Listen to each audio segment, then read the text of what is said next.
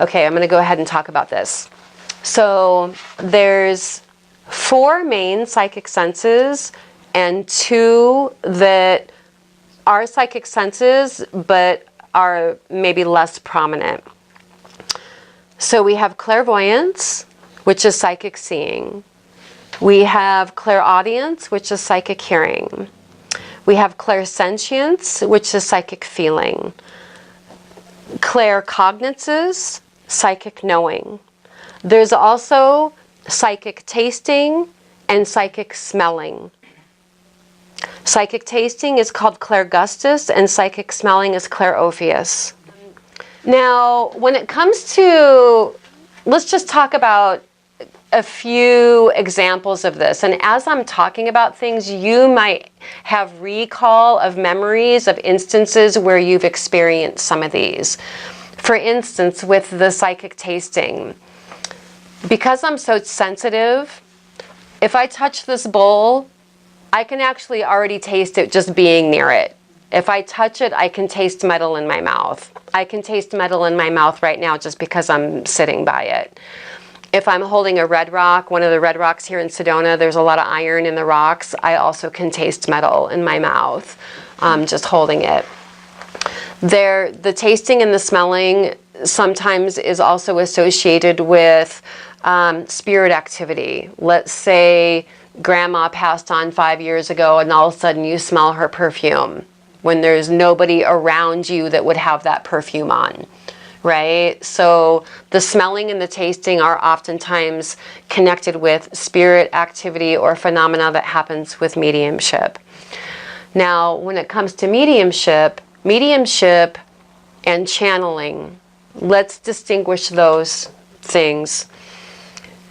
Channeling can be, and this is what I feel I do, just channeling higher guidance that comes from the one creator, cosmic consciousness, spirit, God, the universe, whatever you call it, high vibrational energy. Mediumship technically, specifically refers to getting messages from passed on loved ones. I don't specialize in that. When I do readings, sometimes things come through, and if it comes through, I allow it to come through. The reason I don't like to do it is just because of my own personal spiritual beliefs. I believe that when we pass on, we still have eternal life. We have other realms of things that we're doing. And I don't personally feel that it's karmically right to try to communicate with the spirit and pull it closer to this world if it's not naturally wanting to come through. And that's just my own spiritual belief. I'm not saying it's wrong for everyone. Just saying. So there's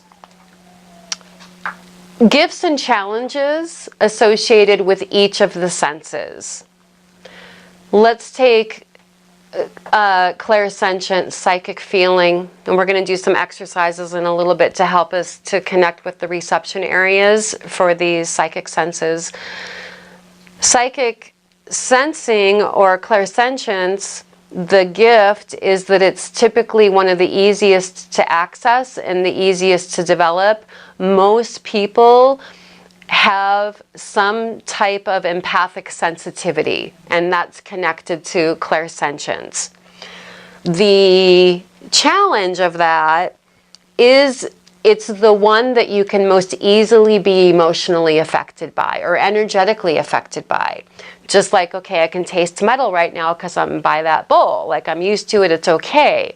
But if I'm standing next to a person that has some sort of sick energy, now I feel sick. I'm sure we've all had those types of instances, right? That's connected to clairsentience. Now, the other thing that we'll be learning is around how to protect yourself from those things as well as we're going through our development.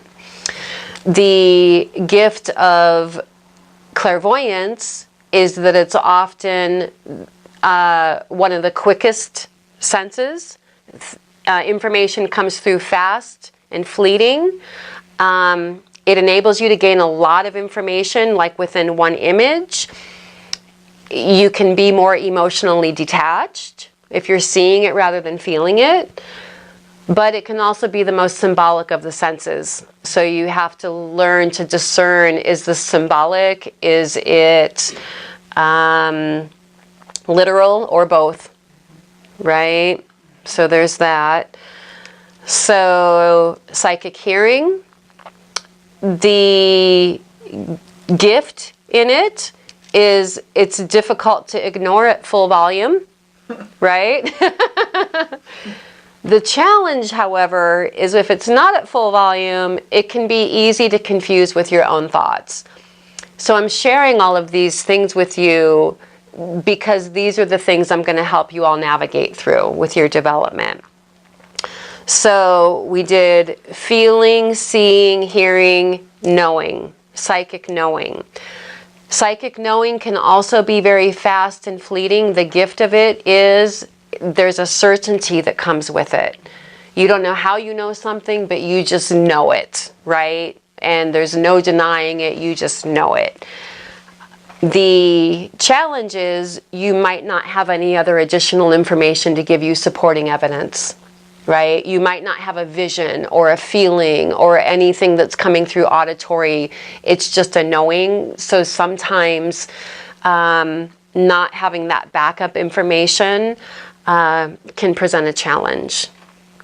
When I was a kid, the psychic knowing thing is what I remember as being first triggered in me.